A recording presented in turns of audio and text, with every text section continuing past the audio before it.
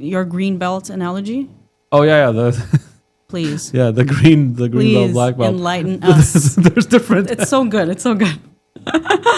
Enlighten everyone watching this. I didn't know how to put it another way. But it's so good. Like, you go. But I guess it's like when I tell them it's supposed to be, okay, you've learned this green belt level of knowledge, or maybe some people reach the black belt level, but if you're in a green belt level at this point, just focus on that for now, so that when you go to the exam or to the tournament, let's say you are practicing green belt thing, that you are a master of green belt, so that way you could win in that category and do well.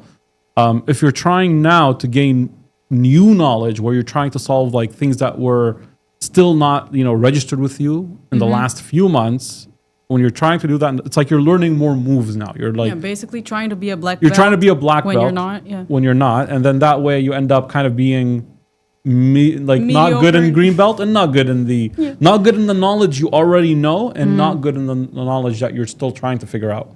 So that's it. Know which level you've reached, whatever that is.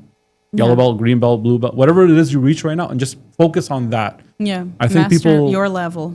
Master your level, because some people think just because I know this concept and it makes sense to me that I won't forget it.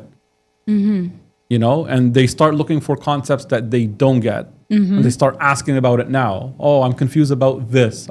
This whole thing is a problem for me right now. Okay, but what about all that other stuff you already know? By the way, you might forget it in 2 weeks. So review that, master that.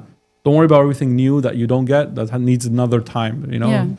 6 months, a year, whatever you're not gonna figure everything out in the last week. So that's kind of did I come across? I think so. Help me with it. No, I think so.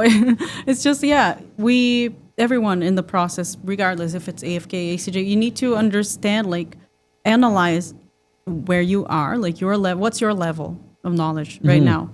And try to accept it, because some people are just subconsciously just go I need more. They want more, but no. Let's see where you're at.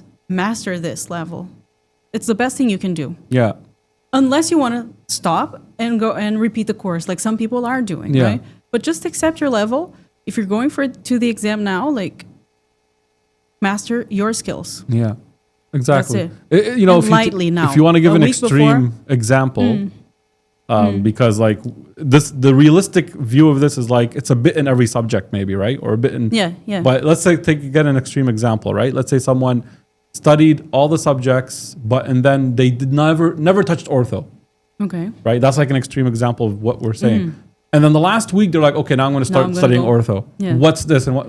Okay, you know what? No, your advice, just don't even open ortho at this point. Go make sure the things you put 6 months into that you could guarantee. You remember. Now don't even start opening, because you're going to miss this and that. That's an extreme example.